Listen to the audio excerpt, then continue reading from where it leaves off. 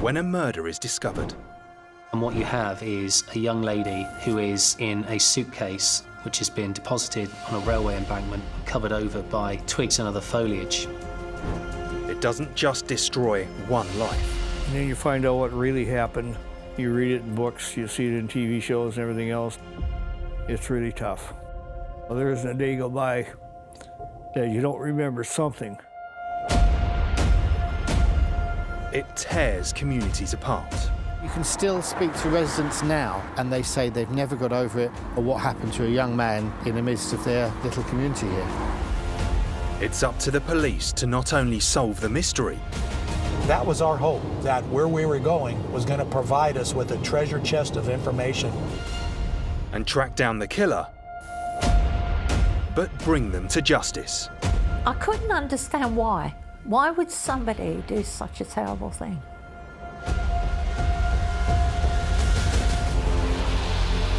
On today's programme, a 27-year-old recluse is accused of killing his mother. It was a nightmare. We had been living in a nightmare. He was also said to be incredibly intelligent, but definitely he was socially awkward, and a lot of people thought he was weird. While his father was missing. The whole bathroom was covered in newspapers. They were soaked with what appeared to be blood. Meet the murder detectives. The first thing I noticed when I went in, I glanced up and saw the lines of blood splashes across the ceiling. Who reveal how they caught the killer. I realized that we had maybe one murder and maybe two on our hands.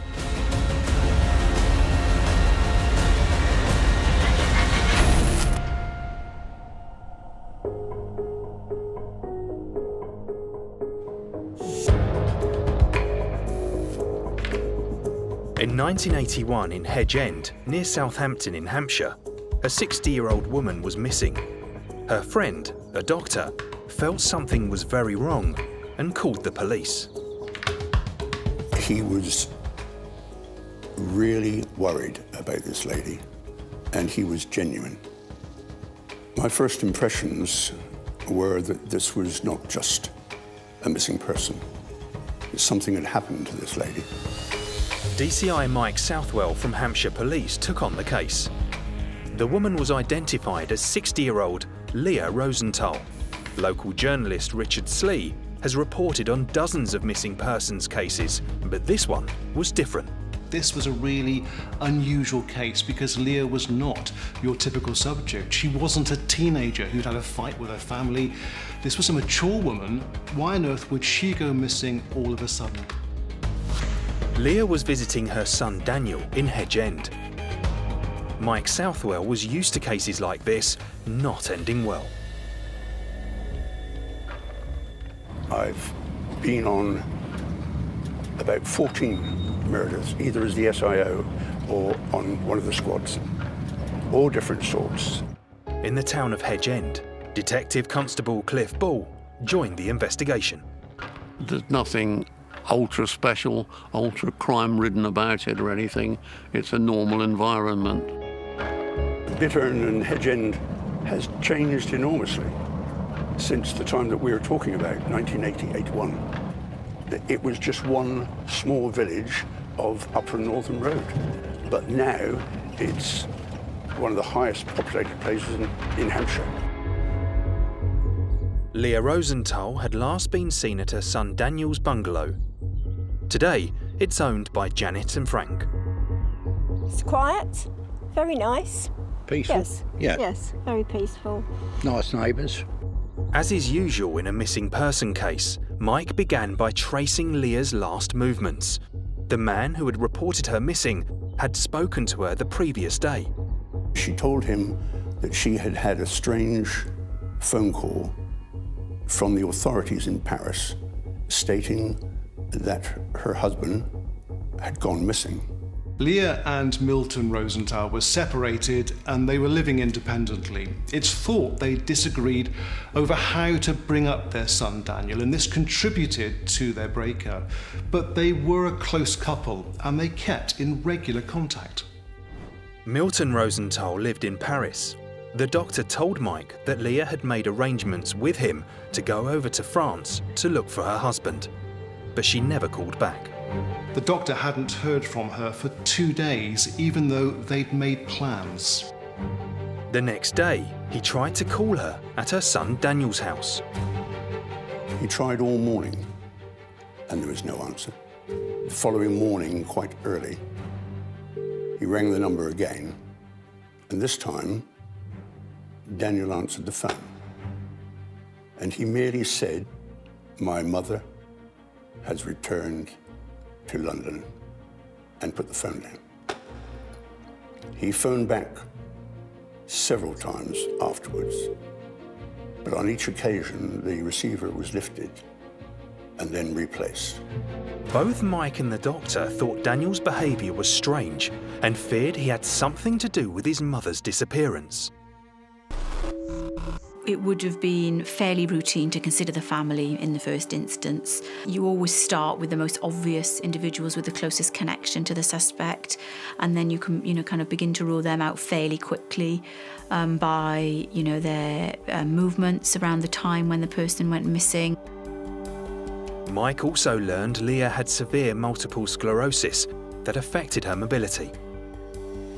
She was in her 60s, and she could only walk with 2 crutches.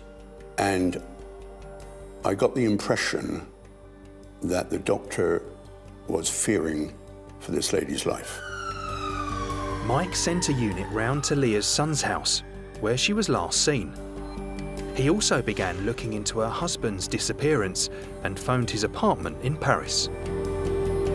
To my surprise, a young lady answered, who turned out to be an American. When she learned that she was speaking to a British police officer, she broke down in tears. She could hardly speak, but I managed to get from her, "Daniel's killed his father." A simple missing person call had rapidly turned into a suspected murder. But with no body, Mike sent a team to Daniel's house in Hedge End to talk to him. We are now coming in the road where this happened. And here is a bungalow. I must say it looks much, much smarter than the time that I saw it all those years ago. Philip, a painter, was Daniel Rosenthal's next-door neighbour. He was a very, very quiet, personal man who kept himself to himself. I found him odd, but to be quite honest, I felt he was nuts, mad. I only met his mother once, not long after they bought the bungalow. The last time we saw her, she was sort of struggling down the slope. After that, we never saw her. Les Cullen, who lives across the road, also saw Leah arrive at the house. We watched her being helped from the taxi down the slope to the bungalow. He made a distinct effort to stay out of her sight, and she was not at all welcome when she got into the house. And we never saw her again. Nobody had seen Leah Rosenthal for days. Mike's suspicions grew. My thoughts at that point is Mrs. Rosenthal is dead. When that happens in a case, everything changes. You pull out all the stops. In the Rosenthal case, one of the challenges there is that you haven't got a body, and there's complicated decisions around actually when do you decide that a missing person case is elevated to a murder investigation, because of course you can't be so certain if there isn't a body. With a team already on the ground, Mike radioed through to his detective sergeant and told him to arrest Daniel on suspicion of causing serious harm to his mother. I said, bring him to Eastleigh Police Station, where you and I will interview him. Mike also ordered a search of Daniel's bungalow. It was a weird feeling. You have the feeling that there was something terribly wrong. with this place. The place was disgraceful. There is nothing but dirt and filth everywhere. The search for Leah Rosenthal was now a murder investigation.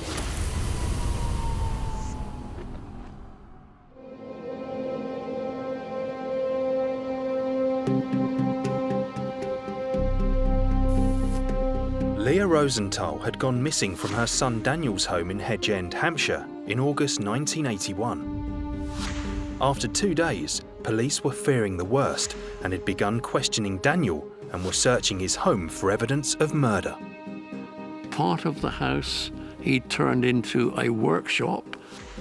He was doing experiments on chicken with their heads, distasteful as this might be. He was trying, apparently, to create super chicken.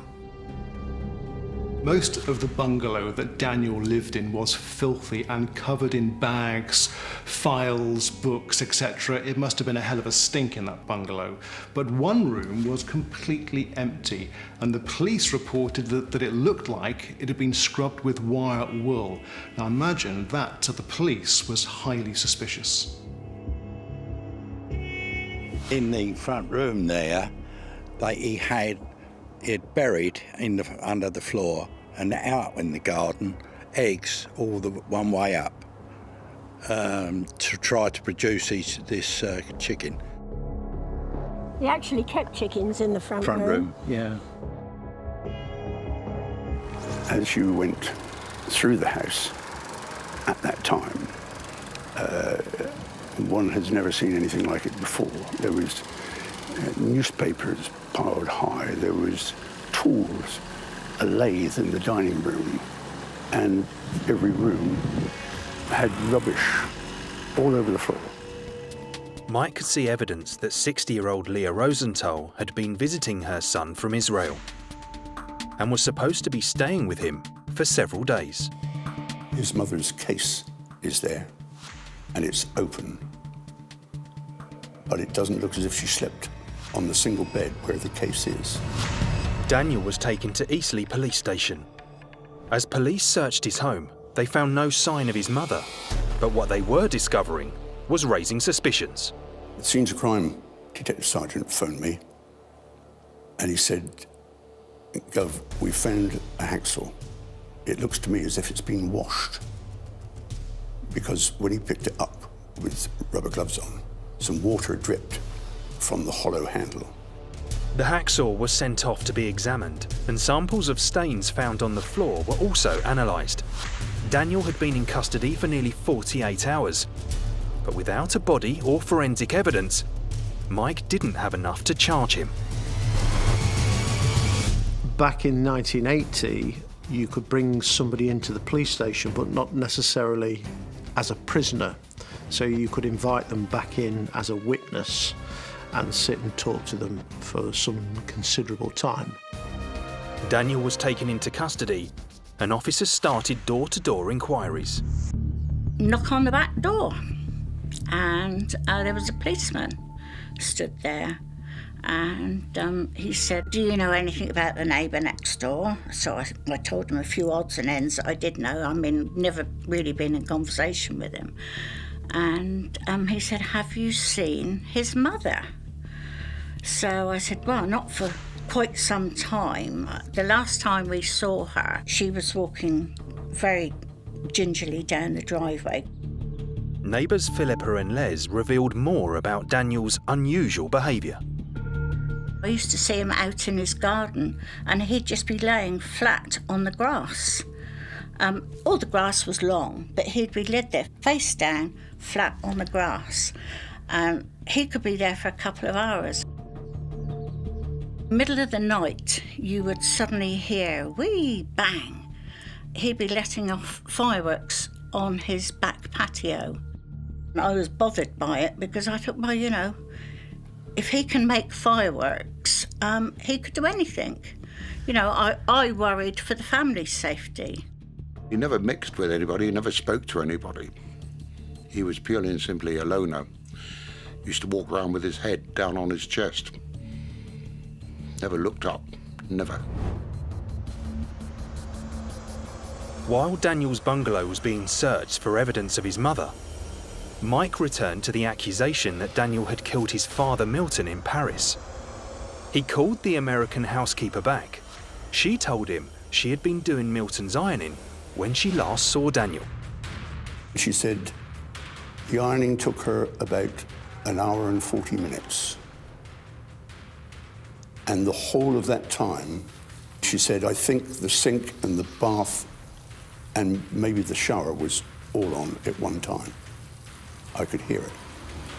He came out of the bathroom and she said he looked at me in a strange way. And he stared at me and he said, I want you to go now. And she was frightened. And she left. That night, the housekeeper heard Daniel drive away, and the following morning, she went back into the flat. The whole bathroom was covered in newspapers, old cloths, old clothes, and they were soaked with what appeared to be blood. And so she reported it to the police. Mike knew he would have to visit Paris to investigate Daniel's father's disappearance. But first, he came face to face with the suspect himself. Daniel was dirty. He smelt. He looked as if he hadn't washed for months. He was fidgety, uncomfortable. And as soon as we started speaking to him, I realized that we had maybe one murder and maybe two on our hands. Daniel's bungalow had been sealed off as a crime scene, and forensics were meticulously going through the contents. Mike asked Daniel about his strangely empty room. He said it was in such a mess I had to clean it. He does experiments with chickens. He's got a polythene-framed laboratory in what would be his lounge. And he works on 280, I think he said, 280 chicks. As Mike learnt more about Daniel, it became clear he had not had an ordinary life. He had been taken to a psychiatrist by his mother Leah when he was just 8 years old. The psychiatrist apparently told his mother that he was a genius. And unfortunately, for everyone concerned, I think that he was believing that he was a genius himself. From that point on, he was homeschooled. He had no contact with other children at all.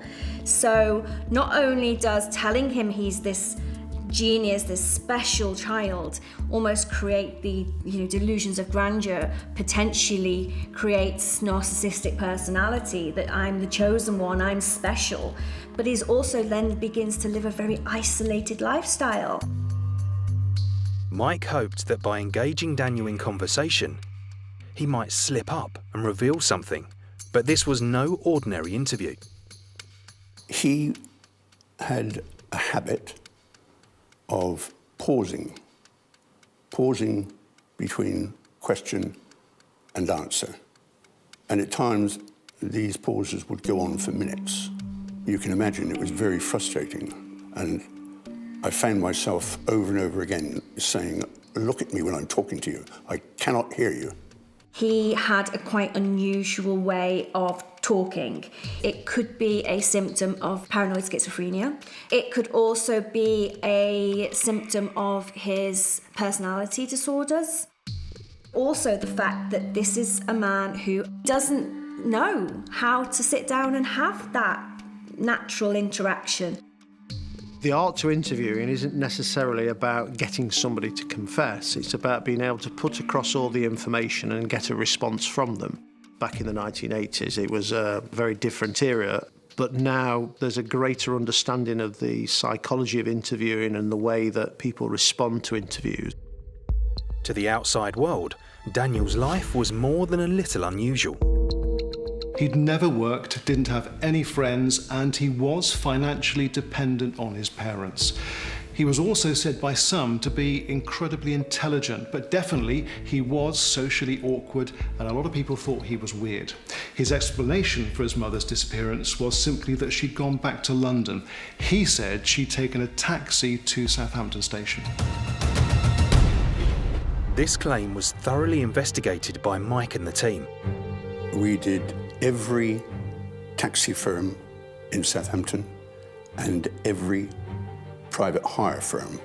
But not one firm had a record of picking up Leah Rosenthal on the day she disappeared. Daniel's story fell apart. I didn't feel frustrated because I was convinced that we would charge him. But we needed more evidence. The only solid evidence Mike had was the wet hacksaw blade. Finally, after 72 hours without any forensics, the initial findings came back. A small fragment of tissue believed to be soft tissue was found on a hacksaw belonging to Daniel Rosenthal. This soft tissue was then analysed, or the blood was analysed, enabling the investigators to determine a blood group profile, that which matched Leah Rosenthal. The blood on the hacksaw may have matched Leah's blood type, but 11.5% of the population were also a match. It didn't prove murder.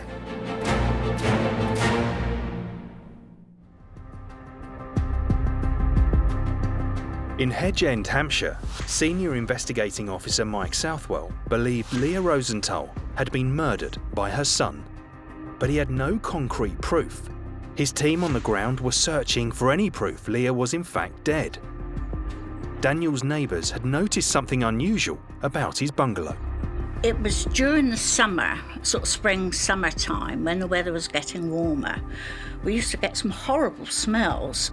We couldn't work out what the smell was, so we looked over the wall and we saw there was a couple of black sacks tied up, and we sort of decided that's where the stench was coming. This wasn't the only story the neighbours had about Daniel's strange behaviour with rubbish. One morning, the dustmen were coming along the road and he began to follow the wagon up the road. And I did say to my wife, come and look at, we called him Fruit and Nut. Come and look at Fruit and Nut, he's following the dust wagon up the road. Where you're accusing somebody of murder and you haven't got a body is really, really challenging, because actually that individual, all they've got to do is sit back and say, prove it. Mike was convinced that Daniel had killed his mother and was gathering evidence. Tests on blood found between tiles in the empty room showed it was the same blood type as Leah's. So we had a pretty good idea that that is where he cut his mother up. In the lab, the small fragments of flesh found on the hacksaw were being examined. If the origin of that tissue is somewhere so deep within the body that that individual could not possibly survive without, then it may indicate that the individual is in fact deceased. While the team waited with bated breath for those forensic results, Mike continued to interview Daniel about the only thing he was happy to talk about, his chicken experiments.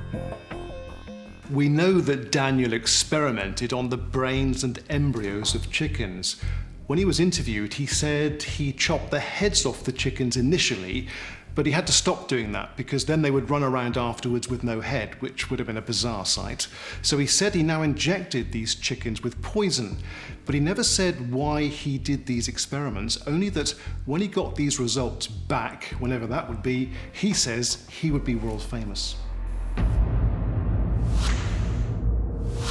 I think this is an aspect of his delusions, his delusional thinking. He could have been being told to do these experiments, and it's a delusion and a sign that the man was very, very unwell.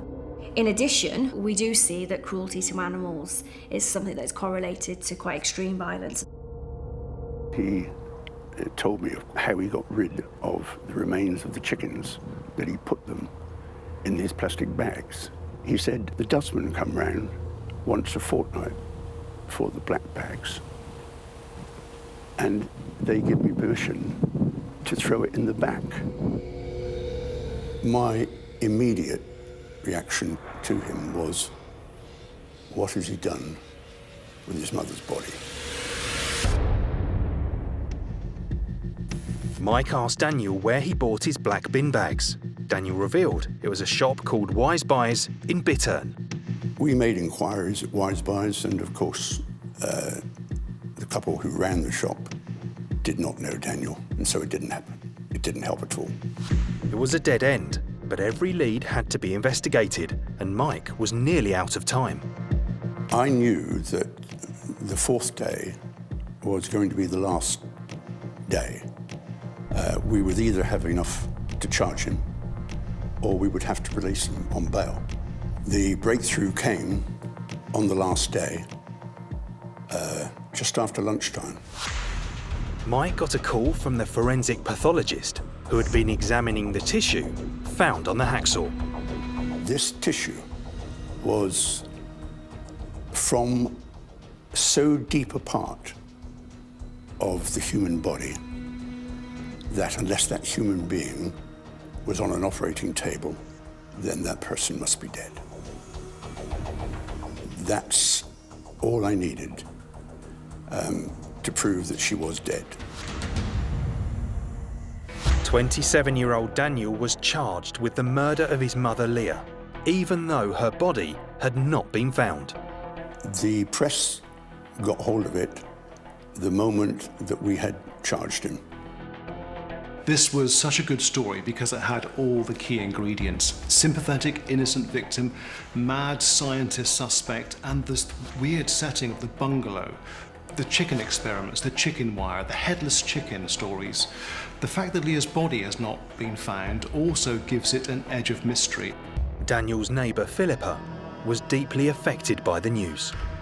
Absolute panic, fear. I went to my doctor and asked to be put into Noel Hospital because I thought I was going to go mad. It was a nightmare. We had been living in a nightmare.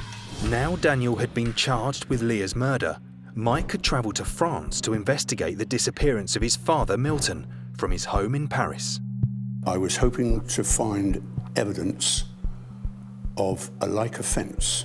If Mike could find evidence that Daniel had killed his father in his home, this could be admissible in court and help convict Daniel of his mother's murder. Detective Sergeant Cliff Ball was a scene of crime officer and spoke French, so joined Mike at Milton's flat. Well, it takes a lot to shock a scenes of crime officer because it's the nature of your job. It's an immunity which is more or less built in, I feel. The French police had sealed off the flat, but hadn't found any evidence relating to Milton's disappearance. We entered the apartment. Cliff, the scenes of crime officer, was looking out around the hallway. It wasn't the tidiest place I've ever been into by any manner of means. But the first thing I noticed when I went in, I glanced up and saw the lines of blood splashes across the ceiling, and this is what first gave me my suspicions that something dreadful had happened in this flat. The detectives were beginning to paint a picture of what may have happened in this room. Milton Rosenthal had been sitting at his table using his typewriter when he was attacked from behind with a hammer with several blows to the head. And so the blows to the head, the first one would damage the head, and the subsequent ones would pick up blood on the hammer and pick it up and put it up on the ceiling in splashes of blood which were directional. Cliff surveyed the area around the blood spatter. There was a room separator made up of shelves between the dining area and the kitchen. These shelves were behind the table where Milton Rosenthal had been sitting when he was on his typewriter, and the hammer swinging back had knocked a chunk of wood out of one of the shelves, and in the damage to the shelf was apparent blood and some human hair. The French police had only been investigating Milton's disappearance as a missing person. The challenge of any investigation is understanding the mindset of the investigators. So if the Parisian police had gone round to the flat on the basis that it was a missing person and they just looked and the door was locked and there was no damage to the windows, etc., they would have just viewed it as a missing person. And that wouldn't have meant that they took as an in-depth examination of the flat. Mike and Cliff believed Daniel Rosenthal had killed his mother. Now they had reason to believe they could prove he had done the same to his father. I looked into a small room off the dining area, which was a complete mess. It was a room full of junk, in fact. And inside the doorway was a box or a bin, resting on the top of which was a hacksaw. I obviously took possession of the hacksaw, which was absolutely clogged with human matter.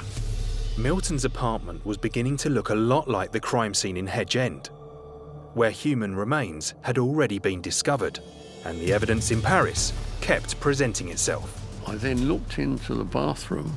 I found a tiny piece of bone still on the floor, and there were smudge marks on the bath panel as if a hand had been swung across the bath panel from inside the bath. The blood, hair and bone indicated Milton had been killed. Mike had his evidence of a like offence. I felt relief, complete relief. The British team were surprised the French authorities had not come to the same conclusions as they had. Someone had obviously got it wrong and didn't look far enough and certainly didn't listen. The housekeeper was a crucial witness who could testify to Daniel's behaviour. But Mike and his team couldn't charge Daniel with his father's murder as it was on French soil. Mike returned to the UK and started a massive search for Leah's body. Of course, when you don't find it, there's always a hope that perhaps it's still alive. So it gives momentum. You just carry on. Draining lakes, stopping all the incinerators in Hampshire, 100 police officers and about 100 council volunteers searched these places when it was possible to search, until there was nowhere else to search. As they looked for a body, more stories emerged about Daniel's behaviour. His neighbour Philippa's memories took on a new meaning. One day, my mum was sat sort of in this position, eye line straight through, and Daniel had come from shopping. She looked out the window, she said, "Oh, Nipper's trotting down the driveway, he's bought himself a hacksaw," which was this little thing with a small blade. Never thought any more of it. And of course it was when the police, after a few days after the police had come and told us what had happened, it looks like that was how he disposed of things. Mike also began to connect Leah's disappearance with the day Milton was reported missing in Paris. I believe that when his mother arrived, that there was this phone call. The police officers told her that her estranged husband was missing. And I suspect that when that happened, Daniel was in the same room. And I can imagine that elderly lady saying, "Daniel, what have you done?" And I believe that that is where he killed her. Mike and the team may have been convinced of Daniel's guilt, but there had never been a murder conviction without a body. Mike needed the evidence he had found in France to be allowed to be used in court, or Daniel Rosenthal could walk free.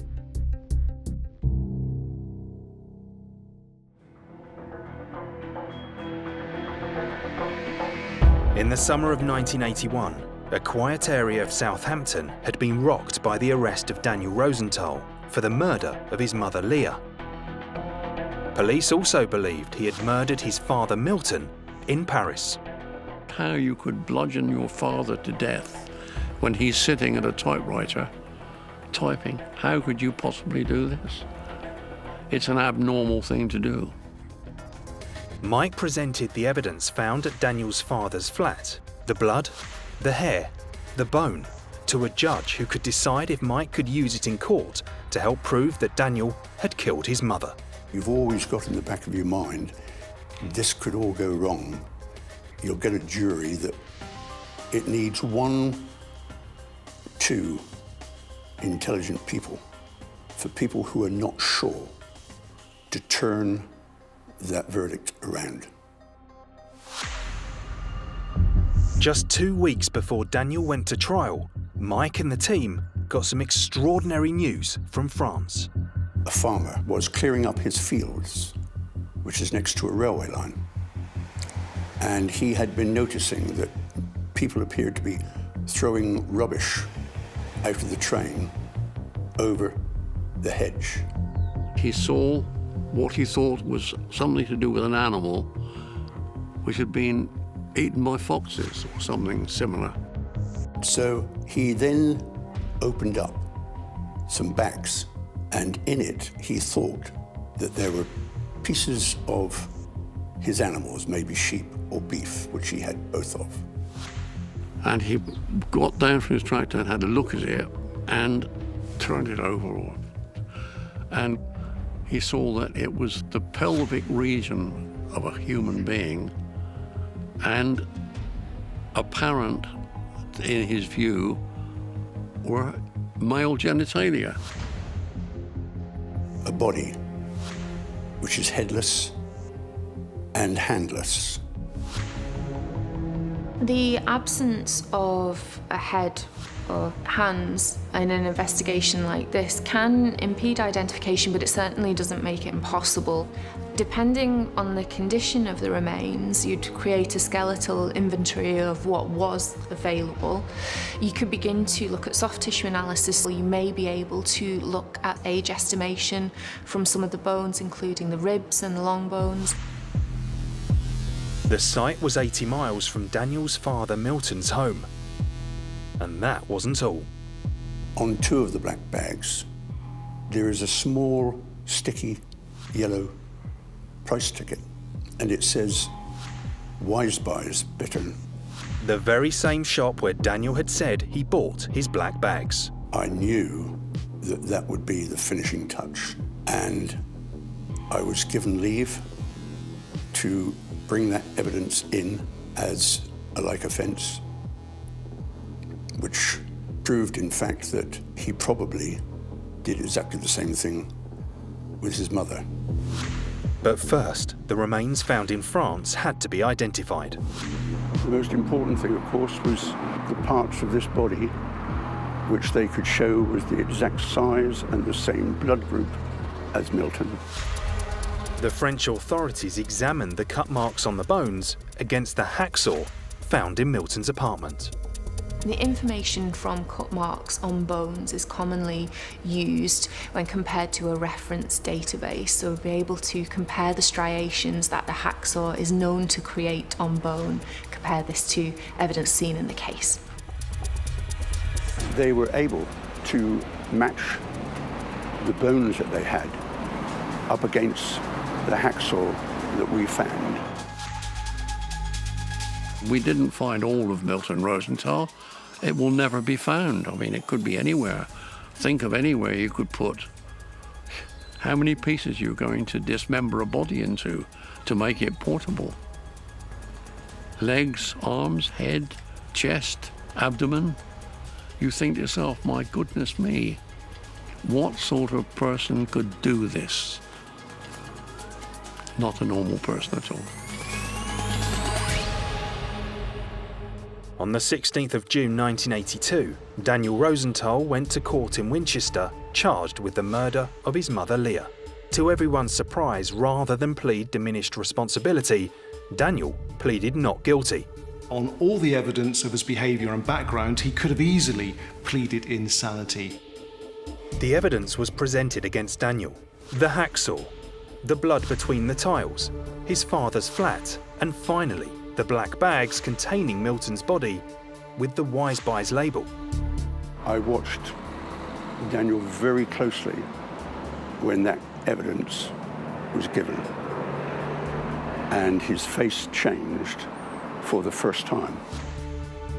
Against the advice of his defence counsel, Daniel insisted on giving evidence in court. He would speak with his head bowed, and he would be speaking to the ground, answering whatever you asked of him. He would never look you directly in the face, and he spent a lot of time deliberating on his answers. He told them that his father had been followed for years, and so had he, by the American CIA. And it was quite obvious to him that they had assassinated his father.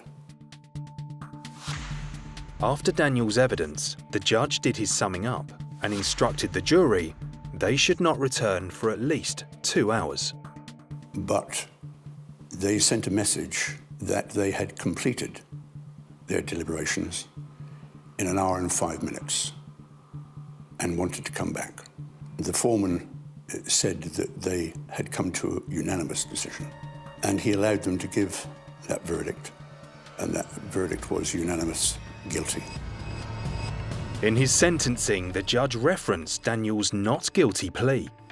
He said, "No one has come into my court to tell me that you are insane or that you have any mental problems whatsoever.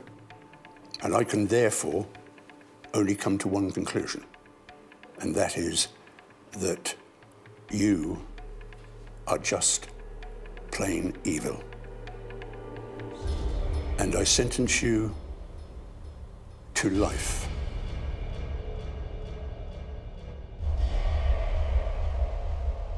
From a forensic point of view, perhaps the most fascinating aspect of this landmark case is that a conviction was achieved without the presence of a body, and this was the first time that this had ever happened. The media went to town on the story as double murderer Daniel Rosenthal was put away. He was sent to Ashworth Hospital, which is a high-security facility for highly violent prisoners with psychiatric needs. I'm surprised he had the ability to do it, but I'm not surprised that it did happen. I was told that he was a very brilliant man. It didn't come across like that to me. I was frightened of him. And the bizarre story of Daniel Rosenthal didn't end there.